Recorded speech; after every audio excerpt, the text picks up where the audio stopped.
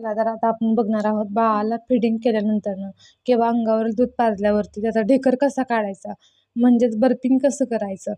तर आपण आता जाणून घेऊयात त्या कशा पद्धतीने आपण बाळाची ढेकर काढू शकतो. त्याच्यामुळे काय होतं, बाळाचं जे दूध एक्स्ट्राचं पिलेलं असतं ढेकर न आल्यामुळं जो गॅस तयार होतो, त्याच्यामुळं बाळाची दुधाची उलटी होते. दुधाची उलटी झाल्यावर काय होतं, हे धोक्याचं लक्षण होतं की ती श्वासनलिकेत जाऊ शकते बाळाचा जीव. त्याच्यामुळे आपण बाळाची ढेकर काढणं खूप गरजेचं आणि महत्त्वाचं आहे. तर ते आपण जाणून घेऊयात की कशा प्रकारे आपण बाळाची ढेकर काढू शकतो. हे बाळाला असं उभं पकडायचं.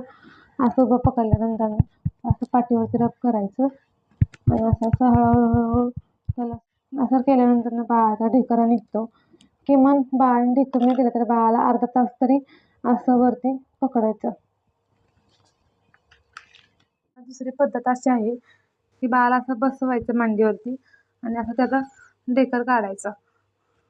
ह्या 2 पद्धती आहेत बाळाचे ढेकर काढण्यासाठी आणि याच्यामुळे काय होतं, बाळाला व्यवस्थित दुधाचं पचन होतं आणि बाळाला कुठले धोक्याचं पुढचं लक्षण जे असतं ते होत नाही.